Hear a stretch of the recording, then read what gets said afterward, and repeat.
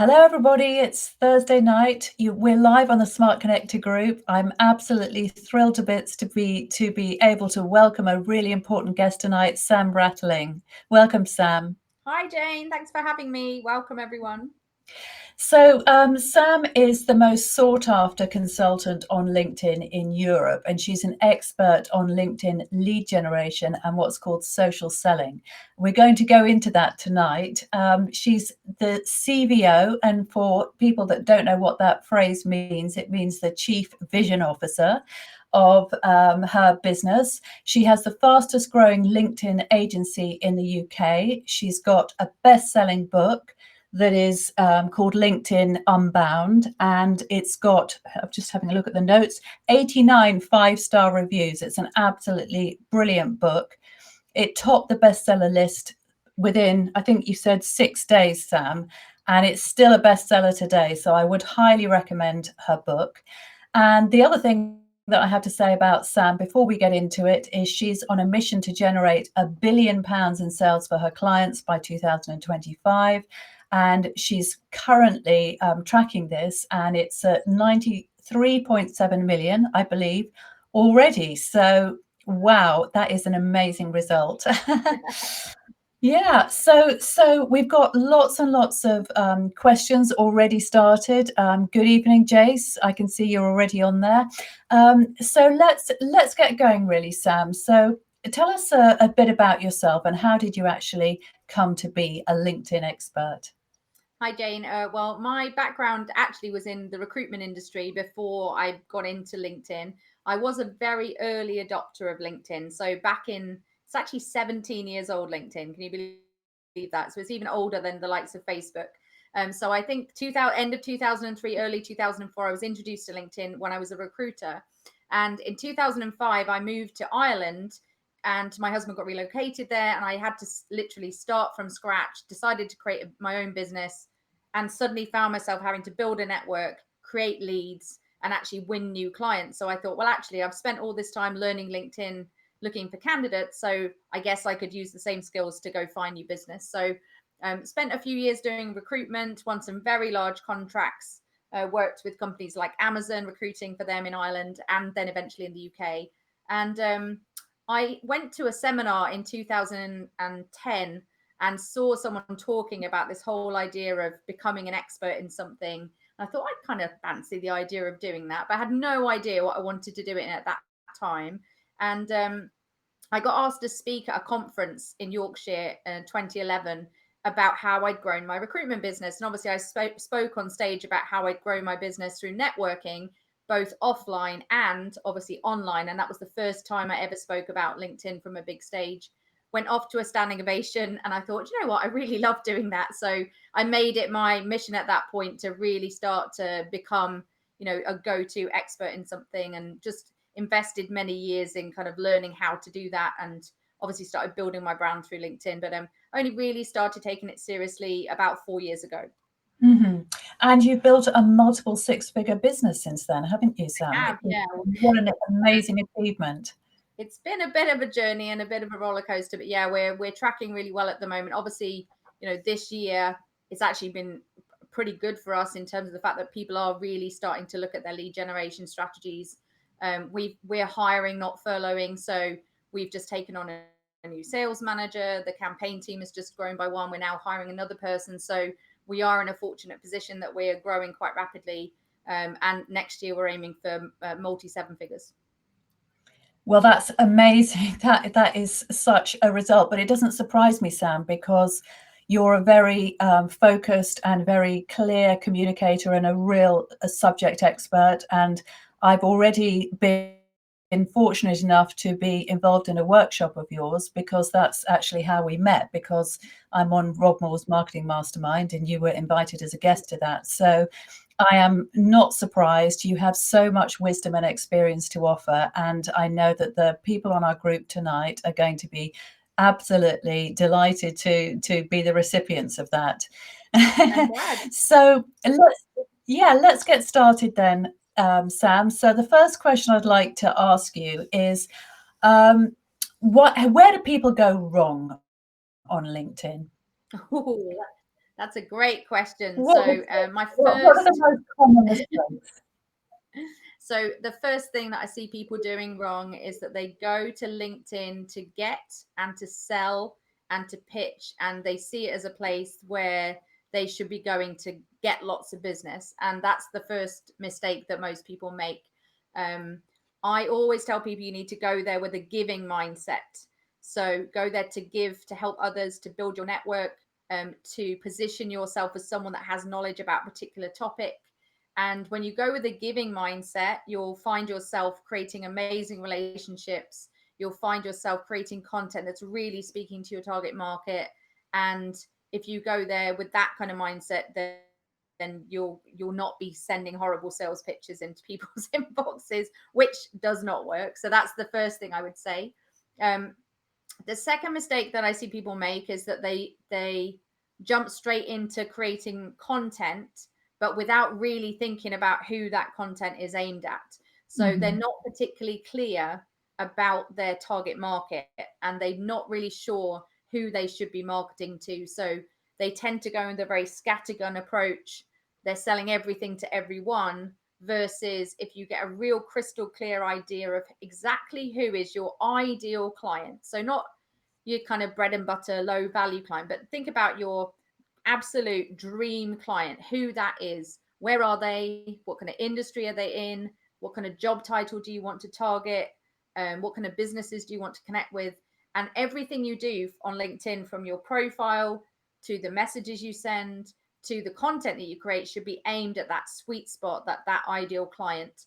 And many people go there just kind of very randomly, not really having any kind of strategy around who they are really targeting. And that is so important, isn't it, Sam? We were actually having a chat beforehand about this, and we absolutely have to know who our client is, because if we don't have that idea of our ideal avatar, as you said, then everything comes from there. And so if we don't have it, we're just going to, as you said, be scattergun and unfocused, and we're not going to get results, right? Exactly. I actually created an acronym for this. So if you guys are listening on the live or on the replay, if you could just grab a pen and paper and write down the word ideal. So with I at the top and then DEAL. So I always say the first thing is look at the industry sector that you want to target. So the I stands for industry. Think about where you've had success previously, because it's much easier to sell into an industry where you've got case studies and background and experience. And there'll also be industries that you really don't want to target. So think about who you don't want as well. So rule those out. And think about the 1, 2, or 3 top industries that you'd love to be focused on. So that's step number 1. The D stands for the demographic. So now think about the size of the company. How many employees do they have? What kind of turnover does that company have? Think about the who they're servicing. Are they B2B, B2C? Are they scale up, fast moving tech companies, or are they traditional, set in their ways, Fortune 500 companies? So think about like exactly what that company looks like. It might be that you're targeting small business owners from 1 to 10 employees, but you've got to get a clear idea of what that is. The A stands for the attributes. So think about the culture of that business. Think about, what do they stand for, etc. The E is the experience. So it's more to do with the job title of that person. So do you want the chief executive or the managing director, or do you need to speak to HR or operations or finance? So who in the business is the person you want to be engaging in a conversation? And then finally, the L stands for location. So where do you want them?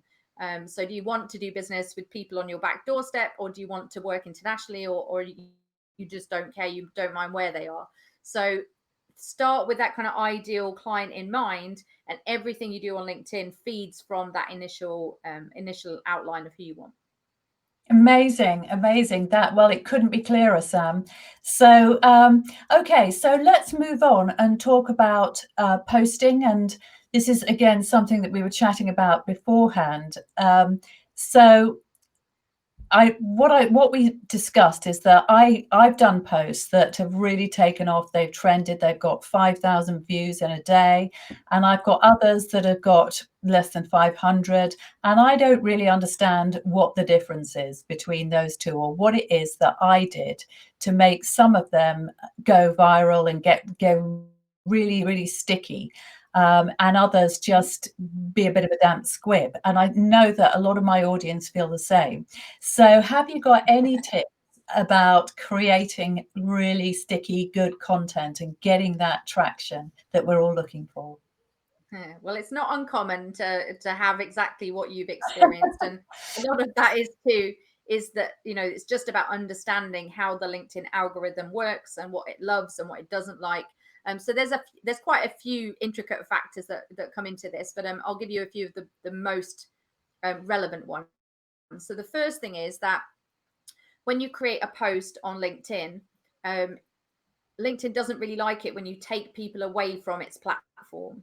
So I see people putting links into posts, for example, such as a YouTube video or a link to register for an event, or you know, a blog article that they've written on their website that they want to direct people to, and they go put that link in the post. Well, the first thing is that LinkedIn makes its money by keeping people in LinkedIn. So the minute that you create a post that takes the reader away from LinkedIn, don't expect to get any visibility on a post like that. So that would be one tip. Secondly, the algorithm looks at how long somebody, what's called dwelling on a post, so how much time somebody spends on a post. So if you write lots and lots of copy and you use the full 1,300 characters when you post, and you take a lot of time to put together some really good copy that goes with your post, then again, it's going to make someone click on that see more button, and it's going to make people spend longer on the post if it's really good and engaging. So you want to always make sure that you're trying to, even if you're posting a video, make sure that you're using that full capacity of word space that you've got to post the post.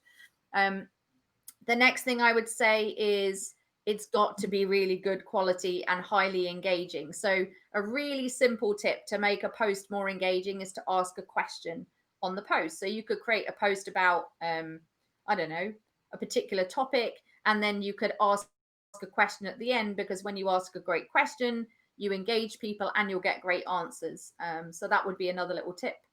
Underneath, the number of comments is going to affect how quickly that post scales or goes viral, or, you know, gets the stickiness that you were talking about. So the algorithm looks at how many words somebody comments on. So if someone just said great post, Jane, that's only 3 words. The algorithm would not recognize that as good engagement. But if someone wrote a whole paragraph underneath in response to your post, that really is quality engagement. And then if you then replied to that quality engagement, again, that's just triggering the algorithm all the time. So you want people to be responding with very quality responses, and then you need to be responding with good quality. And it's a minimum 7 words that it looks for, the algorithm. So if you were replying to a comment from one of the people that had commented on your post, you would ideally want to be using more than 7 words, and even better, asking them a question back, because you're carrying on that conversation and that discussion underneath the post. So that's how you kind of get the post going further and further into more and more people's news feeds. That's great advice. Sorry, you carry on. I'm lapping it up. So the other thing is obviously hashtags. They're quite, you know, if you get a good set of hashtags, you don't really want to be using more than 3 hashtags on a LinkedIn post. That again will penalize you. So if you're putting 20 hashtags on there, you might think that that's going to give you more chance of the post going, but it really won't. So no more than 5, but 3 seems to be the right amount of hashtags.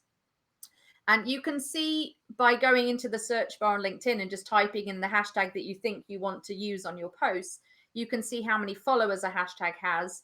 And you don't want to go for one. Let's say you did a post about sales. Well, there's 5.9 million people that follow hashtag sales on LinkedIn. So you're never going to get trending in one that's got millions of followers. So you're better off picking ones that are kind of between 5 and 30,000 followers, because you can easily get trending in a hashtag that's got quite a small number of followers, but obviously it's a bit more niche. The audience that follows that is a bit more niche. So yeah, so there's a few things. I mean, there's tons of things you can do, but they would be a few examples of how you can get a post going further than it might be going at the moment. Amazing. So for people that don't know what trending is, because unless you're familiar with LinkedIn and you're on it a lot, what is the benefit of trending?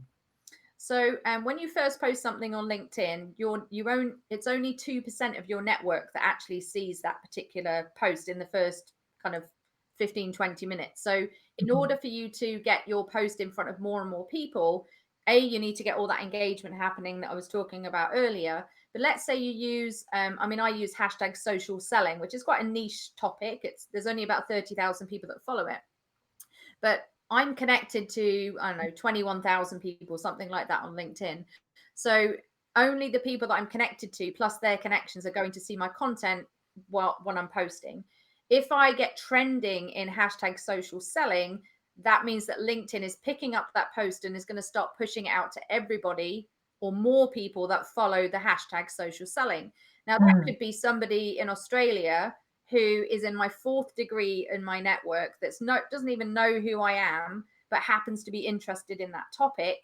And I could get connection requests from people that I don't even know exist, and they didn't know I existed until my post got trended in that particular hashtag. So it just means that your reach is going far beyond your existing network when you start getting trending in a hashtag. Yeah, which is very valuable, right? Yeah, absolutely. I mean, I actually got a request to be on a podcast in Australia off the back of that very topic. So, Amazing. yeah, so it just, I've got one client at the moment and she's very focused on coaching female executives, and she's trending at least 2 or 3 times a week now on very specific hashtags, but those people are really focused in on that topic that she helps with. So, Amazing, amazing. So let's go on to selling. So social selling, Sam, that's really your speciality. I mean, I know that there are obviously a few LinkedIn trainers around. Some of them focus more on content, but selling really is your thing. And of course, selling is really at the heart of business success and scale up, isn't it? So it's the most valuable thing that you can do for your business. So let's hear about the secrets of selling on LinkedIn. well, that is a lovely topic, and it's one that I could talk about forever. I mean, ultimately, everyone always wants to know, how can I get more business from LinkedIn? How can I actually turn my connections, my content into real sales and real business results? So there's, the social selling side of LinkedIn. I always say to people that social selling is what I call the art of selling without selling. So it's getting really good at building relationships, building your network, and doing selling in a way that isn't pushy, it isn't salesy, isn't pitching. So there's a few things that you need to think about here. And actually, if you're listening right now or you're listening to the replay, you probably don't realize it, but you actually have a score out of 100 points that will tell you how good you are at this thing called social selling. So we can pop a link in the comments, but if you go check out linkedin.com/sales/SSI, stands for social selling index. So linkedin.com/sales/SSI. If you're watching live, go do it now. And you actually have a score out of 100 that will give you an indication as to where you are right now. So, Jane, do you know what your SSI score is right now? Last time I checked, I'm very, very happy to report that I was at the top of the whole mastermind group, which is great. I was up to about 89, which is Wow, pretty good, isn't it? that's higher than me. No, It is. no, surely not. I've got an 87 right now. Honestly, I think it must have been a fluke that day. It was super high. I was like, what? So yeah, it was high that day. It was high that day, but I've been trying really, really hard on LinkedIn that week. So And you read my book too, so that helps. yeah, I So, read. if you have gone to check that out, like pop it, if you're feeling brave, pop it in the comments. It might be the first time you're hearing about the SSI score, or you might have seen me speak before and your SSI score might have gone up. So whether or not you're new to the SSI score, pop it in. And if you have seen a movement in your SSI, then pop it in the comments as well. It'd be good to know. But the SSI score looks at 4 different areas, which really are the keys to good selling on LinkedIn. So the first thing is, it's about establishing your brand and establishing you as like the go-to expert in your field. So that's It's if you look at your score, if you've got it in front of you, it's the orange part of the score. Each of these 4 elements is made up of 25 points, which gives you your overall score of 100. So the orange score is all to do. Oh, look, they're all coming in now. 76, They are. 67. Yeah. Nice. 76 is good, isn't it? Wow. Yeah. Someone didn't even know about it. Well, there you go. So now you know about it. Improvement. Now you know about it. You've got something to benchmark yourself against. And if you're anyway competitive like me, you'll now be like, right, how do I get to 100? So the orange score is called Establish My Professional Brand. And it's to do with your LinkedIn profile and how effective your profile is. And it's to do with your content. So if you want to really position yourself as the go-to person, the personal brand, like that is the one that you want to focus on. If you want to get yourself to a point where you've got people coming to you, you're known as the person to go to in your industry, and you want inbound leads coming because you are the expert, that's the one to focus on. So that's the orange score. The purple score, which is the next one down, is called Find the Right People. And the key to any selling is prospecting and filling your pipeline. So if you guys are currently not doing anything to fill your pipeline and all you're relying on is word of mouth, recommendation, referral, and you're not actively prospecting on a daily basis, then you are missing a trick and you are not filling your pipeline. What typically happens, especially with smaller businesses, is that you're kind of focused on delivery and focused on servicing your clients. You win business in, you stop doing all the things that helped you to get that business in. So your pipeline dries up, and then you're in this cycle of like peaks and troughs, peaks and troughs. Whereas if you were actively prospecting every single day, you would be filling your pipeline on a consistent basis. So one thing that is really important on LinkedIn is to be consistently adding people into your network who are in your target market on a daily basis. And this does not have to be hundreds of people. I'm talking like 5 or 10 a day. It will take you less than 10 minutes. But reaching out to people who are in your target market and actively, proactively building your network, and not just relying on those people coming to you and people wanting to add you. But this is really kind of going back to that ideal client. You need to be adding those people in on a daily basis. So that's part of the purple score is to do with how much you really doing that. So a lot of people find that score is quite low, but it's just because they're not prospecting consistently.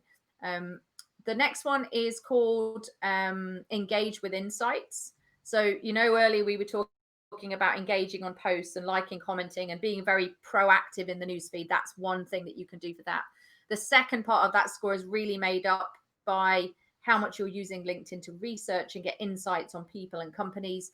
Some of that does come from the Sales Navigator part of LinkedIn, which is the paid version. So if you are on the free version, you're not going to be able to get that one very high, but it's partly made up with what kind of engagement you're doing. And finally, the key to LinkedIn really is building trusted relationships.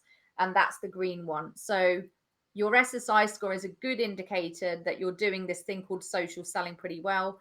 The magic really happens in the high 70s and into the 80s. If you've got an SSI score in the high 70s, ideally the 80s, you should be getting decent visibility, decent credibility, and you should be starting to get leads. If you're not, then there's something mismatched with your messaging. There's something mismatched with your content. You maybe aren't super clear on your target market yet. So I'm not saying it's the magic bullet, but it is a good indicator that you're doing things right. Cool. Well, I've got everybody looking theirs up now. So yeah, we've got another 75. I mean, 75 is good, isn't it, Sam? They're on the right track. You've got a great group. I normally get like 32, 27, and then everyone. I tell you what, they're a switched on bunch in my group. I mean, the thing, my group is called the Smart Connector, right? So it's all about building relationships, and I'm always banging on about that. Well, exactly. And about how you shouldn't just spam, but you need to build relationships. So yeah, they're good. They're good. I'm impressed, Jane. I'm impressed. Yeah. Okay, so let's just talk about this Sales Navigator thing, Sam. So to me, I don't use Sales Navigator and it sounds frightening. So frightening. It's amazing, but it's like stepping into a Formula One Ferrari and going, oh my God, how do I drive this thing? So I don't ever recommend Sales Navigator. I mean, I love it. I recommend it, but only if you're fully trained in how to use LinkedIn properly, and you're fully trained in the free version, and you're fully trained in Navigator. So don't be paying for LinkedIn, A, if you're not getting business from it yet, and B, if you're not already fully understanding the free version, because you just won't get the benefit from it. I work a lot with corporate clients and go into large companies with, 50, 100, 200 salespeople. And quite often they've invested very heavily in Sales Navigator for their salespeople, but yet they're still not generating enough leads. So companies think that just by giving this, this sales tool to their teams, that they're going to actually get business, but actually they never actually get taught how to use it properly. So I would definitely not be using premium. Premium's rubbish. So there's free, then there's premium, and then there's Sales Navigator.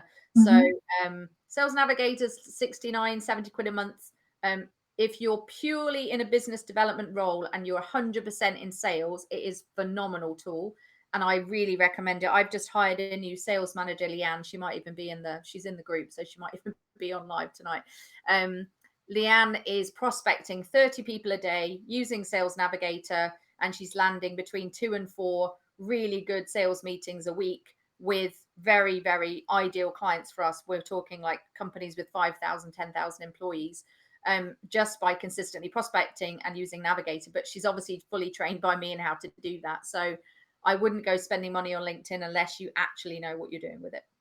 Okay, so what you're saying, Sam, is that a lot of people on my group, they're solopreneurs, startups, they're expert entrepreneurs. So they're people who are just getting going, perhaps with a business that is all about them being the face of it. So what you're saying is that start off by prospecting in an organic way, and then don't worry about premium. And then once you've started getting leads in and actually converting them and get some revenue coming, then potentially think about either hiring somebody or getting trained up in the Sales Navigators. It go like that. Exactly. So yeah, I mean, if you're a one woman or one man business and you don't have a big team yet, don't be doing anything crazy like that. So you can get a lot done with the free version of LinkedIn. In fact, I have one client who generated £743,000 on the free version of LinkedIn. So wow, in the catering industry. So that's a lot of sandwiches. certainly is. Wow. So you don't have to be paying for Sales Navigator in order to get business. You get a lot of business on the free version for sure. Okay, so let's say you've got your ideal client, you've spotted somebody and you think, oh, that person is the person that I would really like to work with. And now they don't know me, so I want to build a relationship with them. So what would you advise somebody to do in that respect? How would you structure an approach? Well, that is the secret sauce. Not really something I usually reveal on a free live thing like this, but just to give some generics. Okay, so the first message and the first outreach should not mention anything about why you want to connect with that person. I do recommend prospecting in your second degree network only. So the second degree basically means you're like one handshake away. So it's the people that in your network that are one step away essentially. So you've got some mutual connections. It's way easier to connect and build relationships with people that you have some common ground with. You talk about relationships all the time, Jane. So if you go second degree, you'll get a much better response rate than if you go cold to your third, fourth, fifth, sixth degree network. So that would be one piece of advice. I think you've just got to be human. You've got to be normal. You don't want to be sending the amount of sales pitches I get in the first message, it's ridiculous. So you definitely don't want to be like slamming somebody with the big sales pitch the minute that you connect with them. I also don't recommend jumping down their throat as soon as they've connected either. You want to leave a bit of, it comes across as too desperate. So you do want to leave, 1 or 2 days maybe after they've said yes to connecting before you even start with, your next approach. It really depends on the person's business. I have clients that do really well with coming back to the concept of giving, having something of value to start the relationship. So, in my case, if I'm prospecting a chief marketing officer or somebody very senior in a boardroom, I'll usually offer them a complimentary copy of my book and get, where's the best place to send it to, etc. And I'll start the relationship by giving first. So many of you would be able to do that. I've got one client that, puts people onto a webinar and offers free advice on something, and then later on obviously goes down the route of selling something. So if you have something of value, like, that's usually quite a good place to start. I mean, it's very, very important that your next message is not a big blurb all about you. It's got to be all about the customer ultimately. And I do have a very specific formula that I use for a second message that generates between 3 and 8% response rate usually, sometimes higher depending on the industry. But it is so important that you get that approach really good. And I think a lot of this is testing and measuring, like any marketing. You might want to try out 2 or 3 or 4 different types of messages to see which gives you the best response rate, and actually track it and measure it. I was on a call with a client earlier today, actually, or a potential client. He's looking at outsourcing all of his lead gen to us, and he's been doing his own prospecting for the last 3 months. And he pulled up a spreadsheet and he said, I've contacted 1,800 people in the last 4 months. I've had this many responses and this many industries. He knew all of his stats and all of his data. And he said, and we've landed 4 big contracts from it. I just don't have the time to do it. So he's like, I believe in it. It works. And I don't even really know what I'm doing, but I've landed 4 big projects from 1,800 connections. So, but he said, I cannot send any more messages. I'm just so driven, demented by doing it. So it is time consuming. But if you do it with consistency and you get the right message with the right industry and the right target market, you can turn it into business for sure. I think that's great advice. And I often say to people as well that consistency is incredibly important. So whatever you do, if you do it daily, you are going to get results. So even if you're spending half a day not half a day, but half an hour doing that prospecting, but you do it every single day, you will get something back. Yeah. As long as, obviously I know that it's not as simple as just doing that, but if you've got the avatar right and the messaging right and all the other things that you teach, then you should be able to get results in, fairly short amount of time, shouldn't you, Sam? Yeah. I mean, I teach a 15-minute a day system that usually starts getting results within 90 days. So That's amazing. you do not need to be dedicating hours and hours and hours and hours of time. And if you've got your profile right, you've got your message right, and you've got your content right, there's no reason why you couldn't be getting results in less than 90 days on a 15-minute a day system. 15 minutes. Well, anybody could manage that, really, couldn't they? Even if they just got up 15 minutes early. Okay. Right. Well, just having a look to see if there's any questions. Does anybody want to ask Sam questions? I know that they are posting, but I think everybody's probably just completely transfixed because wow, he knows all these things. Let's talk about some of the new features on LinkedIn. So we've got LinkedIn Live, haven't we? And we've also got LinkedIn Stories. So I'd love to hear a bit more about those 2 features. So LinkedIn Live has been around for a while now. It's still in kind of beta mode or test mode.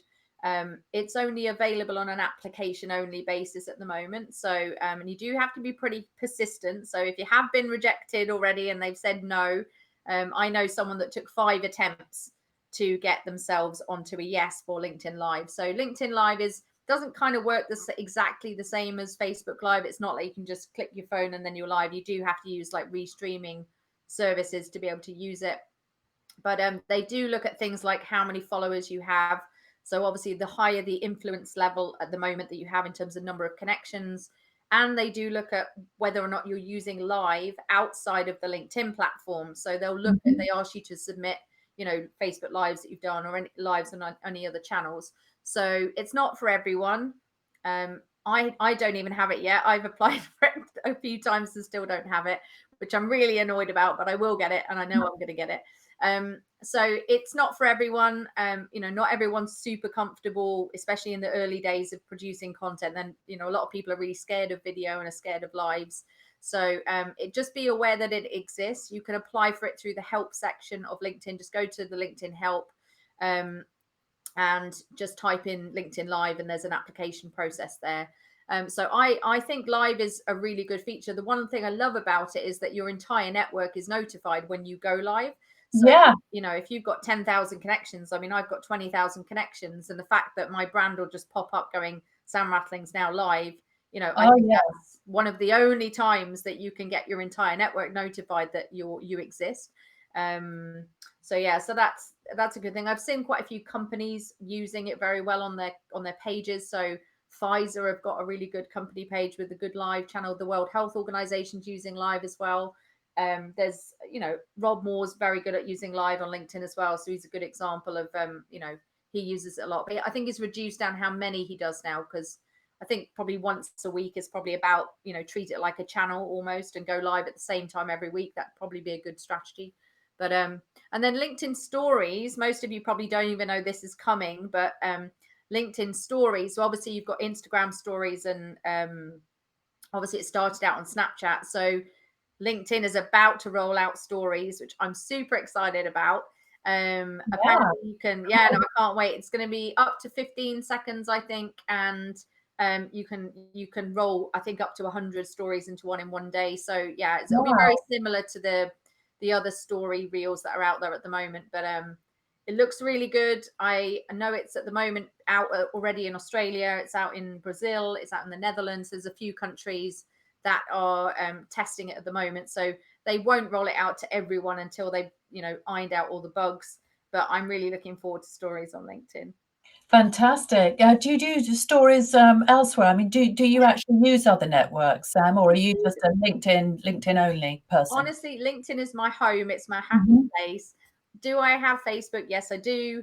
Do I use stories? Not that much. I'm on Instagram. I am on everything. I'm on TikTok, but I haven't done any actual videos yet. So no crazy dancing yet. No, but I definitely wouldn't be using it for that. I'm working with a TikTok expert actually. So my friend Matt State is a TikTok expert. So I'm going to be using it more to build my personal brand there. But no, I don't really, because I get so much business from LinkedIn. I mean, I generate 5 to 10 leads a day roughly on LinkedIn. Yeah. It's my happy place. I've just never really, I just never need, I don't really need to be honest. So yeah. You know, it's really interesting because I do definitely believe that if you go deep on a certain platform, that you are going to get more results than if Yeah, you just absolutely. try and kind of build a profile across all of them. That's certainly been my experience. I mean, I started off on Facebook, and I've really put a lot of effort into Facebook, but I think I'm pretty weak on Instagram. I mean, Yeah. I'm on it, I'm on Twitter, but they're not really my platforms. And now, you know, I'm much more kind of orientated towards LinkedIn, but I know I've got a way to go. So Absolutely. yeah. Jane, Um, can I just interrupt you 1 second? I've just seen my thing pop up to say that my battery's really low. Do you mind if I just literally grab my charger? yeah, off you go. All right, I'm actually just gonna move very, very you know, professionally like this, so that I can actually got to move my dogs off the couch and everything, and then I'll be able to plug my laptop in. So professional now, everybody. You're gonna see all the behind the scenes stuff now while I'm rattling. Okay, great. Just give me 1 second. So I'm just looking at some of the, oh, I can see a waggy tail there. Yes, waggy tail. Sorry, Yes. the Um, dog. so I'm raising investment for property. Somebody says I've been building my personal page. I've now created my business page. What tips or advice would you give me? Great. So good question. Most of your leads are going to come from your personal profile. It's important to have a company page or a business page, but if you are a smaller business, don't expect to be getting much traction from your company or business page. You can invite your connections to like or follow your company page. That's quite a new feature on LinkedIn. But I don't know anyone that's actually getting business from their company page. So I would much rather you invest time and effort into building your personal brand, positioning you as a go-to expert, using your profile and building your network, because you will get more business from doing that than you will ever from your company page. That's a very good point, and that's very different to Facebook, where a company, a business page is actually gets a lot of visibility, and a business group gets a lot of visibility. So it's really, really different, isn't it, on LinkedIn It in is, that yeah, respect? for sure. So I think if you're a really big, well-known brand like an Amazon or anything like that, of course they've got millions of followers on their pages. But for a small business, I mean, it's hard enough to try and create content for your own personal profile, let alone trying to think about what you're also going to post on your company page as well. So, yeah.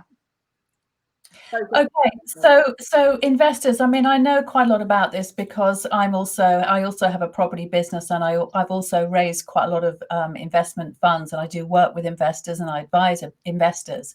So I've got a bit of a perspective on this, and I think investors, they very much, it's people by people. I mean, it's people by people in every business, but the most important thing, because investors are, it's their own money. It's usually a lot of money if they're investing in property deals. The trust is really, really critical. And so in my view, you have to take those relationships offline fairly early. Yeah. And Sam, I'd love to hear your perspective on that. Yeah, I mean, I think the ultimate goal here is to take it from the online to the offline. I mean, we're all better face to face or, Zoom to Zoom. But it is the ultimate goal is really to take people from your LinkedIn profile or from your LinkedIn message straight out to having that conversation. So when I talked about earlier, most of the time, either clients that we train or we do it for, we typically get a 3 to 8% positive response to the conversation that we get started in messages. And the number one objective from that conversation is to take it to the next stage, which is obviously a meeting or a call. You can even generate appointments just from your LinkedIn profile if you give people the opportunity. So I generate something like 3 to 5 meetings a week just by giving people the ability to book an appointment with me directly from my LinkedIn profile. So, just simple things like that to be able to move people from online to offline. Because ultimately the sales process is really going to happen. It's really about starting that connection in the online world and then building that relationship from then onwards. So And I also think the other thing that's important with investors is they want to know what your results are. So they want to really, really know your credibility and track record. So don't say, I wouldn't offer to investors, I would prove. That's what I would do anyway. Prove your expertise, prove your experience, show your results.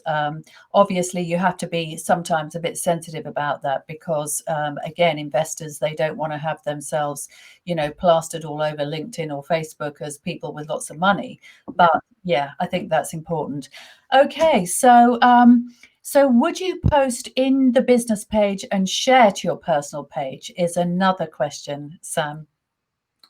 no. And the reason being is that shares will get you very, very, very little engagement or reactions. LinkedIn's Okay. looking for you to be an original content creator as a personal brand. So you're actually better off doing it the other way around. So you'll get more traction, in fact, probably 5 to 10 times more traction from creating a post on your personal profile than you will ever from your company page. So sharing either someone else's content or your own content from another page is never going to get you visibility whatsoever. So always remember that LinkedIn's looking for you to be like, almost, you've got to treat yourself like a publisher. Really, you need to be the original content creator. If you're just constantly sharing other people's stuff, you're not an original content creator, and LinkedIn won't reward you for that. So But do they like it when you share other people's stuff? Does it, do they actually, I mean, if I think of the LinkedIn algorithm as a kind of person, and I think, all right, okay, what do they approve of and what do they not approve of? So would they be impressed, for example, if I was sharing lots of Jeff Bezos's posts, or no, they wouldn't care about that. no, and actually, you'd only be helping the original author of the original, of the original post. So will it Doesn't help really their matter then. post? Yes, but it won't help you whatsoever. So I mean, I always say if you're having a lazy day and you're really busy and you haven't got time to put together a post, and then sharing someone else's stuff is better than nothing. But you'd be better off going and doing like 3 of your own original posts a week instead of trying to get something out every day for the sake of it and then sharing other people's stuff. So it really helps the original author of the original post more than anything. It won't help you whatsoever. Okay, so it's good to try and get people to share your stuff then. Yeah, I mean, it does, but likes and comments are heavier weighted. So you're better off Okay. to get reactions and even better comments. It's that whole, just, if you guys go check out my latest post, which will help you anyway, because it's called 10 different types of LinkedIn posts.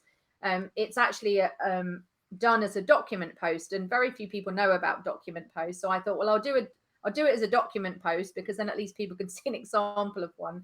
But it's already had over 10,000 views.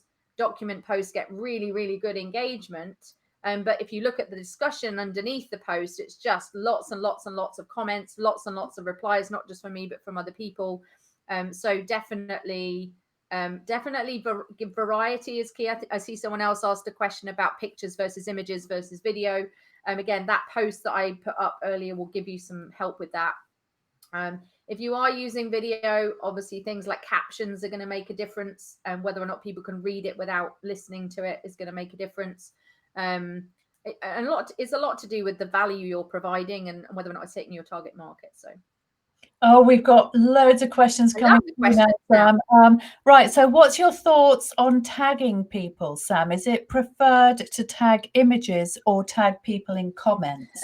I wouldn't go mad on, again, same thing like the hashtags. I wouldn't go mad on tagging gazillions of people into your post. I hate it when I get tagged into a post and it's nothing to do with me, or nothing to do with people just tagging me in because they think I've got a big network, or they know I've got a big network. And so I wouldn't go doing unsolicited tagging. Like, make sure if you're going to tag someone, tag them and ask them to make a comment because you think it's relevant.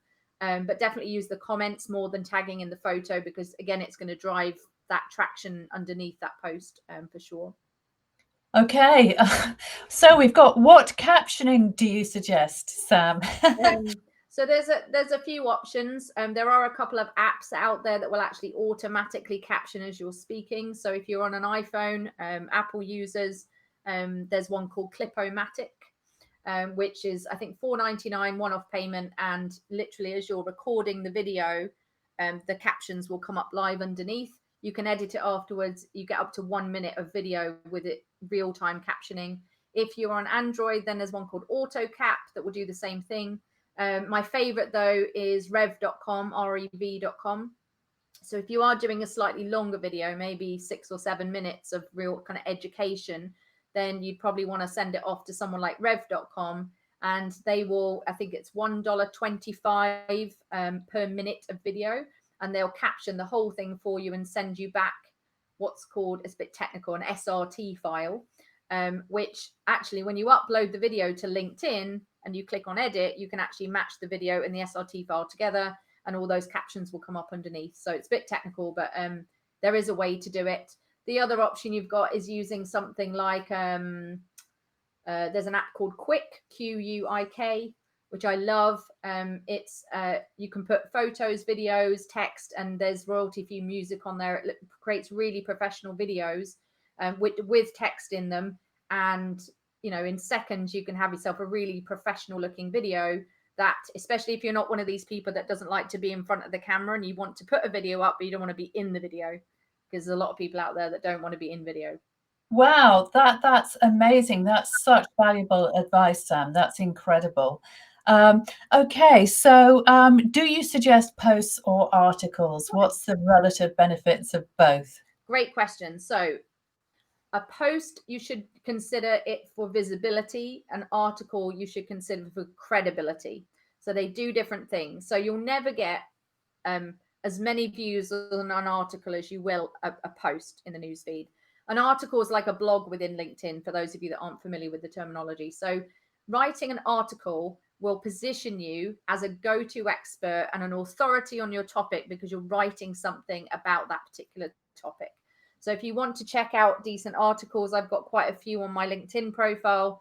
Just hit up my LinkedIn profile, and at the bottom in the featured section, you'll see the last few articles that I've written. So if you're going to write an article, give tons of value, really, really go for it. Make it really relevant to your target market, but do it to build your credibility, and then also feature it on your profile. Posts are just as valuable, but they're really kind of here today, gone tomorrow. an article is like an evergreen piece of content that will consistently bring you business if it's good, and that will always stay on LinkedIn. Amazing. Okay. Well, Sam, it's been an absolute pleasure. We've actually been talking for 50 minutes, so it's been, yeah, we really have, and you've packed in so much value for our viewers in that time. I can see that there are still questions coming through, but feel free to tag Sam, and if there's something that you haven't managed to ask her, but you have a burning question, then I'm sure she'd be happy to respond. So before we go, Sam, I'd love you to talk about the resources that you can offer to people who want to take their LinkedIn journey further. Yeah. So if somebody wants to kind of really engage with you, what's the best way of them doing that? Well, the most obvious way is to just add me on LinkedIn. So if we're not connected on LinkedIn, make sure that you go over to LinkedIn and add me.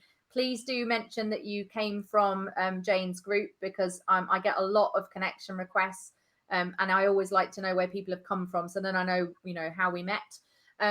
If you do want to have a conversation with me about kind of training or outsourcing or anything like that, then there is a link on my LinkedIn profile to book a discovery call. So you can easily just book an appointment if you want to have a conversation with me. If you just have a question or something like that you didn't get answered today, then just pop it into the messaging, and I'll use voice messaging to respond to you, which you probably don't even know exists, but it does. So just chuck another tip in there. So just drop me a message if there's a question I didn't get to. I can't always get to them straight away because my inbox is crazy. It's so busy all the time, but I'll try and get back to you within a couple of days if you have a specific question. Obviously, if you don't have the book, that's a good place to start, Jane. I know you've got the book LinkedIn Bound. It's on Amazon and Kindle. Just search my name up on Amazon and it'll come up. But that's a good place to start if you are very early, just starting up, don't have any revenue yet, or you're just like, oh my goodness, I need clients, then the book is a good place to start. And if you are a bit more advanced, or your SSI score is pretty good, but it's just not turning into business, you might be interested in my LinkedIn Academy, which is an online digital course with 20 plus video modules. And I do a group coaching call every month with my members as well. So that's an option as well for people. So fabulous. And Sam, before you go, I just wanted to say we do have a viewer here from Australia, Pix, and she got up at 5 o'clock in the morning. So wow, that's amazing. What's her name? 6 a.m. Yeah. So you see, she's made a big effort What's to her get name? up. What's her name? Pix. Her name's Pix. Yeah. Hello, Pix. Yeah. Well, my Yeah. sister's over in Sydney, and my other sister's over in Auckland, so I'm well used to those time zone differences. So it's great to see you, Pix. Well done. Yeah, and well done for getting up so early. That's real commitment to Amazing. LinkedIn. Okay, well, thank you so much again, Sam, for joining us. It really has been a pleasure. You've given so much value tonight, and I'm sure that everybody has learned so much, including myself. So thank you very, very much for joining us, Well, and thank you for having me. look forward to seeing you again soon, I hope. Yes, absolutely. Thanks, everyone. Enjoy the rest of your evening. And remember, if you're not linked in, you're definitely linked out. Oh yeah, that's important, isn't it? You just remember that. Okay, thanks a lot then, Sam. Bye for now.